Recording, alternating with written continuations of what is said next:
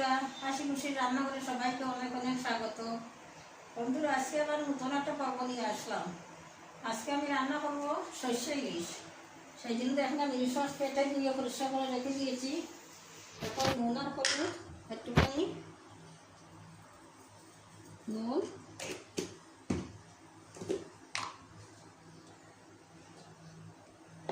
একটুখানি হলুদ করে মেখে রেখে দেবো। তারপরে আমি সর্ষে পোস্ত একসঙ্গে বাটবো।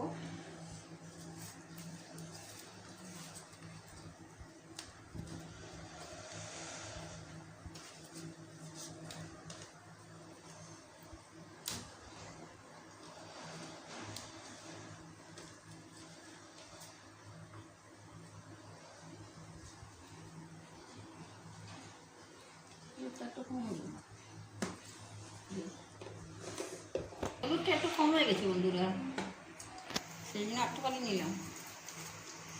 ভাজা করলে সুন্দর লাগবে না, ভালো লাগবে না, কালার সুন্দর আসবে না। এই যে তখন শস্য পুষ্প আর কাঁচা লঙ্কা একসঙ্গে বাটবো।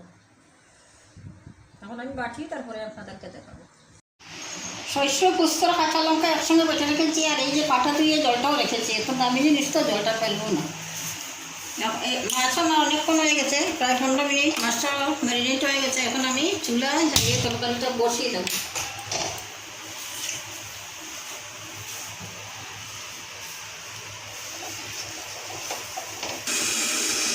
কড়াইটা গরম হয়ে গেছে বন্ধুরা, কড়াইটা দিয়ে দেবো সর্ষের তেল। এই রান্নাটা সর্ষের তেলেই ভালো হয়।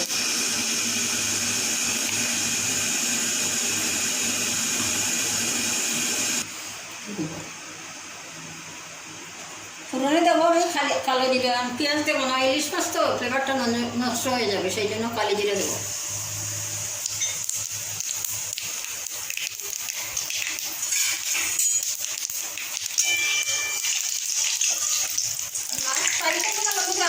কাঁচা মাছ দিয়ে তরকারিটা রান্না করবো।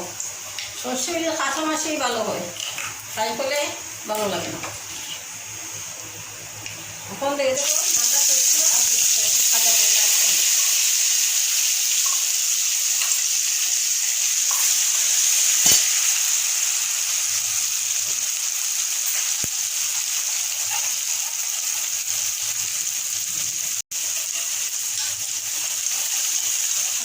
বাটি দেওয়া জলটা।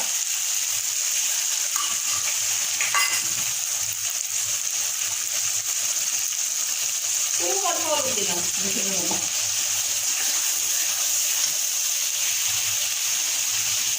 তিনটা কাঁচা লঙ্কা দিলাম,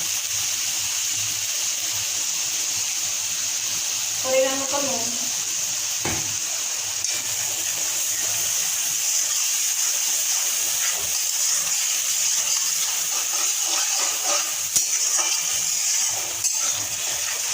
শস্য বেশি সময় কষাবো না বন্ধুরা। শস্য বেশি করে শস্যের স্বাদটা একটা ফুটে বার বেশি যায়, স্বাদটা নষ্ট হয়ে যায়। সেই জন্য একটু জল দিয়ে দেবো।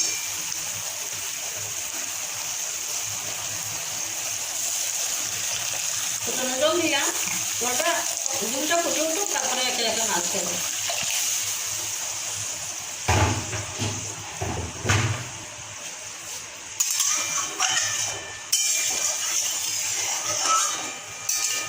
ইলিশ মাছের মানে শস্য, পেঁয়াজ, রসুন এগুলো দিলে মাছের যে ফ্লেভারটা, ইলিশ মাছের সুন্দর ফ্লেভার আছে, সেটা নষ্ট হয়ে যায়।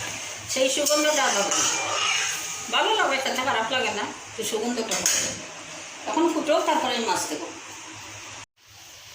বন্ধুরা, ঝুলটা খুব সুন্দর করে ফুটে উঠেছে। এখন একে একে মাছগুলো দিয়ে দেবো। মাছ আমি গা দিচ্ছি বন্ধুরা, কাঁচা মাছের ফ্লেভারটা ভালো আসে। ভাজা করি আমরা অন্য রকমের যে তরকারি হোক, জিরে থেকে দিয়ে যদি ঝুল করি তখন ভাজা করি, লাইট ভাজা করি।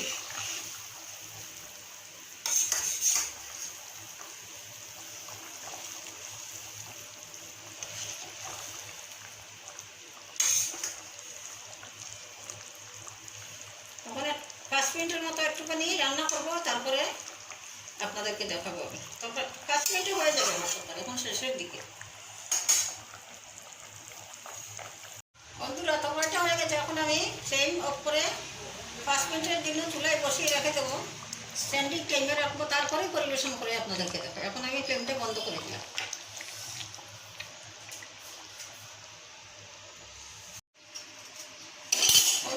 পরিবেশন করছি, আপনারা দেখুন।